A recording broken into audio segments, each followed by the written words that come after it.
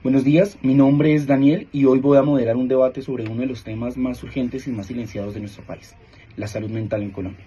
Vivimos en un país donde el 21% de la población sufrirá un trastorno mental a lo largo de su vida, donde el suicidio es la segunda causa de muertes en jóvenes entre los 15 a 29 años y donde paradójicamente quienes tienen la misión de cuidar la salud de los demás son también uno de los grupos más afectados por esta crisis. En 2024, Colombia se estremeció con la muerte de Catalina Gutiérrez, una médica residente que en una carta describió el agotamiento, la humillación y el silencio que enfrentaba dentro de su institución. Su historia abre una conversación que este país necesitaba tener hace muchísimo tiempo. Hoy, en este espacio, vamos a preguntar algo concreto. ¿Quién es el principal responsable de este deterioro? ¿El Estado, que lleva décadas sin cumplir sus propias leyes de salud mental, o las instituciones de salud que normalizan el maltrato desde adentro? Para debatir esta pregunta nos acompañan Caro, quien defenderá que la institución de salud son las principales responsables, pues tienen el poder directo de transformar las condiciones en las que trabaja el personal, y Juan Esteban, quien sostendrá que el Estado es el gran deudor por su abandono histórico en políticas públicas y de presupuesto. Los invito a escuchar con atención, con mente abierta y con la disposición de que tal vez al final ninguna respuesta sea tan simple como parece. Comencemos. Caro, sostienes que las instituciones de salud son las principales de esta crisis. Tienes la palabra. Muchas gracias, Daniel. Bueno, mi postura es que las instituciones de salud son las principales responsables del deterioro de la salud mental en Colombia, especialmente en el personal médico, porque son ellas quienes tienen el control directo sobre las condiciones en las que estas personas estudian, trabajan y desarrollan su vida profesional. Mi compañero seguramente argumentará que el verdadero responsable es el Estado por la falta de regulación, presupuesto o políticas públicas. Sin embargo, aunque estos problemas existen, no explican por sí solos por qué miles de profesionales de la salud terminan trabajando en ambientes donde el agotamiento extremo, presión psicológica y el maltrato han llegado a considerarse como algo normal. Las instituciones no son actores pasivos que simplemente obedecen órdenes. Cada hospital, clínica o universidad toma decisiones todos los días. Ellos deciden cómo distribuyen las cargas laborales, cómo responden ante las denuncias de acoso, cómo acompañan a sus trabajadores cuando presentan síntomas de ansiedad, depresión o agotamiento emocional y sobre todo deciden qué tipo de cultura organizacional quieren construir. El problema es que durante años muchas instituciones han promovido una cultura en la que el sufrimiento se interpreta como una muestra de compromiso profesional. Se espera que los médicos soporten unas jornadas excesivas, que continúen trabajando aún cuando están física y emocionalmente agotados, y además que oculten sus dificultades por medio de ser juzgados como débiles o incompetentes. Hay un caso, que es el caso de Catalina Gutiérrez, y es una muestra muy dolorosa de esa realidad. Más allá de las fallas estructurales del sistema, lo que ella describió fueron experiencias concretas vividas dentro de una institución específica.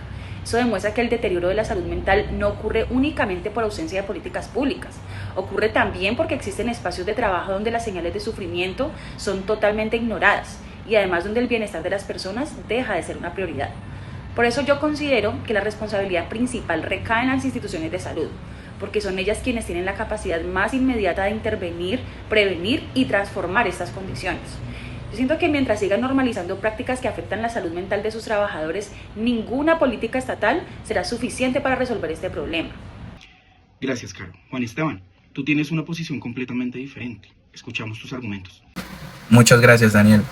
Yo no desconozco lo que plantea Caro porque es real que dentro de muchas instituciones existen problemas graves, pero sostengo que el principal responsable es el Estado, porque es el Estado quien tiene la obligación de garantizar las condiciones para que las instituciones funcionen bien y sin esa base estructural todo lo demás termina siendo insuficiente.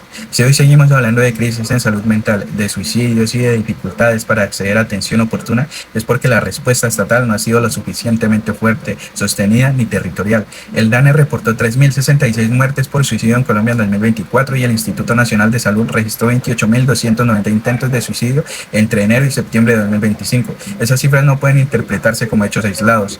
Son señales de una crisis nacional que exige política pública, financiación, control y cobertura real. La Ley 1616 de 2013 ya había reconocido el derecho a la salud mental y la Ley 2460 de 2025 lo reafirma y lo actualiza. Eso significa que el Estado no puede decir que el problema es desconocido porque lo conoce, lo ha normado y lo ha puesto por escrito. La pregunta entonces no es si el Estado sabe qué debe hacer, sino por qué, pese a saberlo, la respuesta sigue siendo insuficiente. Además, cuando hablamos del personal médico, hay que pensar en algo más amplio que el espacio inmediato del hospital. Hay regiones donde la atención en salud mental es limitada, donde faltan profesionales, donde no hay rutas claras y donde las personas terminan sin recibir ayuda a tiempo. El problema no es solo del trato dentro de una institución, también es de acceso desigual, de cobertura incompleta, de una red pública que no llega con la fuerza necesaria, y eso, en última instancia, es responsabilidad estatal. Las instituciones pueden cometer errores, claro, pero el Estado es quien debe establecer reglas, vigilar su cumplimiento, asignar recursos y garantizar que ninguna persona quede por fuera del sistema. Si ese piso no existe, las fallas institucionales se multiplican. Por eso digo que la responsabilidad principal es del Estado, porque su omisión permite que la crisis se reproduzca. Juan Esteban, Caro nos acaba de dar un gran ejemplo y muy concreto. La muerte de Catalina Gutiérrez, que sucedió dentro de la institución rodeada de sus superiores. ¿Puede acaso el Estado ser responsable de algo tan directo e interno como esto? Claro que puede, Daniel. El Estado tiene la función de regular lo que ocurre dentro de esas instituciones. Cuando la cultura decía que el trabajo infantil era normal, fue el Estado quien lo prohibió y quien sancionó a quienes lo practicaban. Hoy los residentes médicos en Colombia pueden ser sometidos a jornadas de 24 a 36 horas continuas sin que ninguna norma lo impida, efectivamente. ¿Pero por qué? Porque el Estado no ha reglamentado con claridad los límites de jornada en la formación médica y porque no hay inspección ni sanción real para quienes los violan. Catalina murió en una institución, sí, pero esa institución operaba dentro de un vacío regulatorio que el Estado no ha llenado. La responsabilidad directa puede ser institucional, la responsabilidad estructural que permite que eso ocurra una y otra vez es del Estado. Y aquí es donde el caso de la doctora Catalina se vuelve especialmente importante. Su historia no solo mostró el maltrato y la presión extrema que pueden vivir los residentes médicos, también hizo visible que el país reaccionó tarde. Y de hecho, ese caso impulsó la iniciativa legislativa conocida como Doctora Catalina, orientada a proteger la salud mental de los médicos residentes y a dignificar sus condiciones de formación. Eso confirma que el problema no era nuevo y lo que faltó fue una respuesta estatal oportuna y efectiva. Claro, Juan Esteban dice que las instituciones actúan mal porque el Estado no las obliga a actuar bien. ¿No es entonces el Estado quien tiene la última responsabilidad? Muchas gracias, Daniel. Bueno, Juan Esteban plantea que el Estado es el principal responsable porque debe garantizar recursos, cobertura y vigilancia. Sin embargo, creo que ese argumento confunde la responsabilidad estructural con la responsabilidad directa. Si bien es cierto que el Estado tiene la obligación de crear políticas públicas y garantizar el derecho a la salud mental, pero el hecho de que existan leyes como la Ley 1616 de 2013 y la Ley 2460 de 2025 justamente demuestra que el problema no radica únicamente en la ausencia de normas. El problema es que muchas instituciones siguen reproduciendo prácticas que afectan la salud mental, incluso cuando ya existen lineamientos para protegerla. Además, los factores que más deterioran la salud mental del personal médico no siempre están relacionados con la falta de recursos.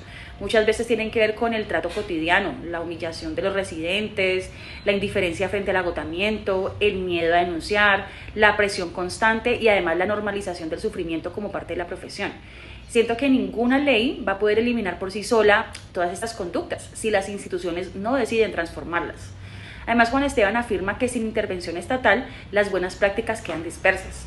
En cambio, yo diría que sin compromiso institucional, las leyes también quedan en el papel, porque al final quien escucha o ignora a un trabajador en crisis no es el Estado, es la institución donde trabaja. Quien organiza los turnos, evalúa a los residentes y construye el ambiente laboral tampoco es el Estado, son las instituciones. Por eso es que yo sigo sosteniendo que aunque el Estado sí tiene una responsabilidad importante, la responsabilidad principal recae en las instituciones de salud, porque son ellas las que tienen la capacidad más inmediata de prevenir el daño o de permitir que continúe ocurriendo.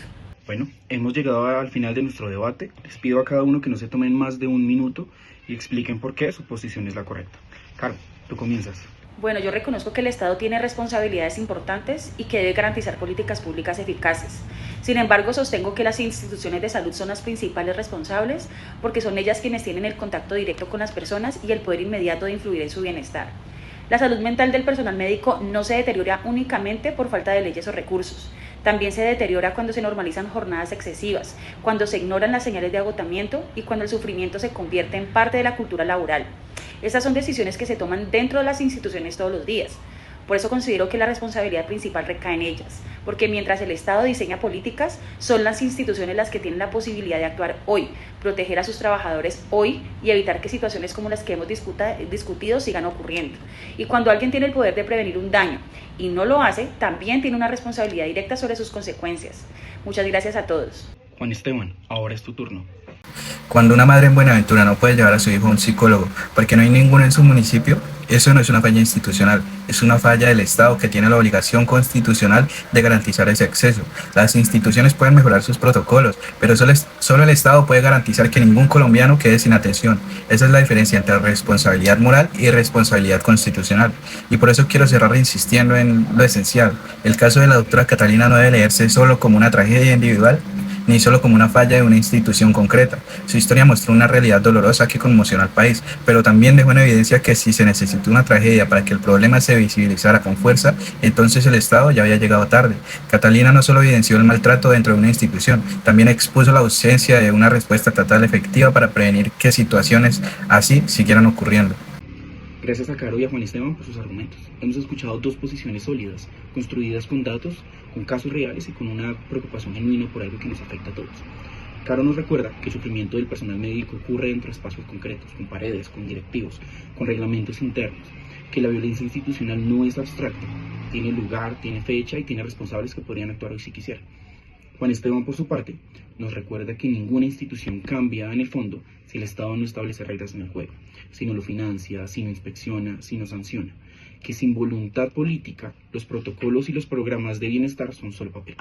Y yo me pregunto, y los invito a preguntarse a ustedes también, si acaso la respuesta no está en los dos al mismo tiempo, porque mientras el Estado y las instituciones se señalan mutuamente, hay un médico en algún hospital de Colombia que esta noche va a trabajar su tercera jornada extensa seguida, sin poder pedirle ayuda a nadie, sin que nadie lo esté mirando.